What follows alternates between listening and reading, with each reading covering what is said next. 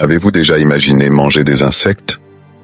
Dans un monde en quête de solutions alimentaires durables et respectueuses de l'environnement, l'idée de consommer des insectes gagne de plus en plus de terrain.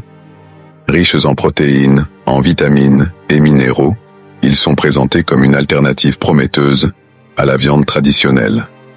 Mais face à cet engouement grandissant, une question cruciale se pose pour nous, musulmans. La consommation d'insectes est-elle halal ou haram dans notre belle religion? C'est une question pertinente, qui mérite une réponse claire et précise, basée sur nos sources islamiques et l'avis de nos savants. Accrochez-vous, car ensemble, nous allons explorer ce sujet fascinant et parfois surprenant, pour démêler le vrai du faux et comprendre ce que l'islam nous enseigne réellement sur la consommation d'insectes. Mes frères et sœurs, cette interrogation sur la licéité de manger des insectes n'est pas nouvelle. Nos grands savants, les oulémas, se sont penchés sur cette question il y a déjà fort longtemps, en se basant sur les textes sacrés de notre religion, le Coran et la Sunna de notre prophète Muhammad, sallallahu alayhi wa sallam. Et ce qu'il est important de comprendre dès le départ, c'est qu'il n'y a pas de réponse unique et catégorique qui fasse l'unanimité parmi les savants. Il existe une divergence d'opinion, basée sur différentes interprétations des textes et des principes de notre fiqh. Vous savez, dans notre religion, le principe de base concernant les aliments est la permissibilité. Allah subhanahu wa ta'ala nous dit dans le Coran, et je cite le sens du verset, « C'est lui qui a créé pour vous tout ce qui est sur la terre » Surat al-Baqarah, verset 29. Ce verset nous montre la générosité d'Allah subhanahu wa ta'ala et la large permission qu'il nous accorde dans les nourritures. Cependant, cette permissibilité est encadrée par des limites, et certains aliments sont explicitement interdits, haram, dans le Coran et la Sunna. Par exemple, la consommation de porc, de sang, d'animaux morts naturellement, ou d'alcool, est clairement interdite. Alors, où se situent les insectes dans tout cela?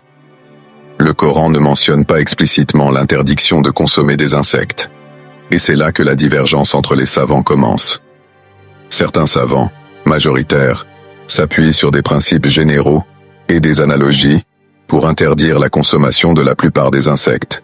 Ils considèrent les insectes comme faisant partie des animaux répugnants, mentionnés dans le Coran, dans Surat al-Araf, verset 157, où Allah subhanahu wa ta'ala décrit le prophète sallallahu alayhi wa sallam comme celui qui leur rend licite les bonnes choses et leur interdit les mauvaises, et leur allège le fardeau et les jougs qui étaient sur eux. Ces savants estiment que les insectes, de par leur nature et leur aspect souvent considérés comme repoussants, entrent dans la catégorie des mauvaises choses que l'islam nous enjoint d'éviter. Mais, et c'est un point crucial, il existe une autre opinion, minoritaire mais tout à fait respectable, défendue notamment par l'école Maliki, une des 4 grandes écoles de jurisprudence islamique. Les savants Maliki ont une vision plus nuancée sur la question des insectes. Ils autorisent la consommation de certains types d'insectes, à condition qu'ils soient préparés d'une manière spécifique, en accord avec les principes islamiques. Selon l'école Maliki, la clé de la permissibilité réside dans l'immolation, ou la mise à mort rituelle, de l'insecte. Ils considèrent que si un insecte est tué d'une manière qui cause sa mort, comme par exemple en l'ébouillantant ou en le grillant, sa consommation devient alors licite. Ils font une analogie avec la chasse. De la même manière qu'un animal chassé devient licite après avoir été tué par le chasseur, un insecte, selon eux, devient licite après avoir été immolé. Cependant, même au sein de l'école Maliki, il existe des nuances. Tous les insectes ne sont pas considérés comme licites. Les oulémas Maliki font généralement une distinction entre les insectes considérés comme propres et ceux considérés comme impurs. Par exemple, les criquets sont souvent cités comme un exemple d'insecte licite, car ils sont mentionnés dans certains hadiths comme ayant été consommés à l'époque du prophète sallallahu alayhi wa sallam. Dans un hadith rapporté par Al-Bukhari et Muslim et inscrit dans leurs recueils authentiques, il est dit que lors d'une bataille, les compagnons du prophète sallallahu alayhi wa sallam ont consommé des criquets.